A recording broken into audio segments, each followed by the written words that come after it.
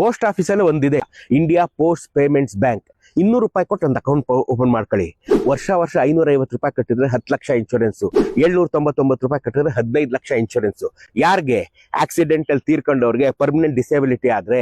Accident ಅಂದ್ರೆ bike car accident ಅಂತಲ್ಲ, ನೀವು ಬಸ್ಸಲ್ಲಿ ಹೋತ್ರ ಆಕ್ಸಿಡೆಂಟ್ ಆಗೋದ್ರೆ, ಟ್ರೈನಲ್ಲಿ ಹೋತ್ರ ಆಕ್ಸಿಡೆಂಟ್ ಆಗೋದ್ರೆ, ಮಾಡಿ ಮೇಲಿಂದ ಜಾರ್ ಬಿದ್ರೆ, ಹಾವು ಕಡಿದ್ ಸತ್ರೆ, ಎಲೆಕ್ಟ್ರಿಕ್ ಶಾಕ್ ಇಂದ ಸತ್ರೆ, ಯಾವ್ದ್ರಿಂದ ಸತ್ರು 15 ಲಕ್ಷ ಕವರ್ ಆಗುತ್ತೆ 799 ವರ್ಷಕ್ಕೆ. ಅರ್ಥ ಆಯ್ತಾ? ಅದಾದ್ಮೇಲೆ ನಿಮ್ಗೆ ಆಕ್ಸಿಡೆಂಟಲ್ ರೀಇಂಬರ್ಸ್ಮೆಂಟ್ ಇದೆ. ಬೈಕ್ ಆಕ್ಸಿಡೆಂಟ್, ಕಾರ್ ಆಕ್ಸಿಡೆಂಟ್ ಆಯ್ತು, 1 ಲಕ್ಷದೊಳಗಡೆ ನೀವು ಅದನ್ನ ಕ್ಲೇಮ್ ಮಾಡ್ಕೋಬಹುದು. ನೀವು ಸಣ್ಣ ಪುಟ್ಟ ಆಕ್ಸಿಡೆಂಟ್ ಆಗಿ ನೀವು ಹಾಸ್ಪಿಟಲ್ ಟ್ರೀಟ್ಮೆಂಟ್ ತಗೊಂಡಿದ್ರೆ 1 ಲಕ್ಷದೊಳಗಡೆ ನೀವು ಕ್ಲೇಮ್ ಮಾಡ್ಕೋಬಹುದು. 799 ರೂಪಾಯಿ ವರ್ಷಕ್ಕೆ 15 ಲಕ್ಷ ಕವರ್ ಆಗೋಗುತ್ತೆ. 15 ಲಕ್ಷ ಕವರ್ ಆಗುತ್ತೆ. ಬೇಡ ಅಂದ್ರೆ 550 ರೂಪಾಯಿ ವರ್ಷ ಕಟ್ಟಿದ್ರೆ 10 ಲಕ್ಷ ನಿಮಗೆ ಕವರ್ ಆಗುತ್ತೆ. ನೀವು ಅದನ್ನ ಬ್ಯಾಂಕಲ್ಲೇ ಪೋಸ್ಟ್ ಆಫೀಸಲ್ಲೇ ನೀವು ಇಟ್ಬಿಟ್ಟಿದ್ರೆ ಅವರೇ ಡಿಡಕ್ಟ್ ಮಾಡ್ಕೊತಾ ಇರ್ತಾರೆ. ವರ್ಷಕ್ಕೆ 550 ರೀ, ವರ್ಷಕ್ಕೆ 799, 15 ಲಕ್ಷ ರೂಪಾಯಿ ನಿಮ್ಗೆ ಕವರ್ ಆಗೋಗುತ್ತೆ. 799 800 ರೂಪಾಯಿ ನೀವು ಇಟ್ಟಿದ್ರೆ 15 ಲಕ್ಷ ಕವರ್ ಆಗೋಗುತ್ತೆ. ಅದಲ್ಲದೆ ನೀವು ಕೋಮಾಗ ಹೋದ್ರು ಕೊಡ್ತಾರೆ. ಆಯ್ತಾ? ಅದಲ್ಲದೆ ನಿಮ್ಮ ಮಕ್ಕಳಿಗೆ 1 ವರ್ಷದ ಫೀಸ್ ಕಟ್ಟಲಾಗುತ್ತೆ.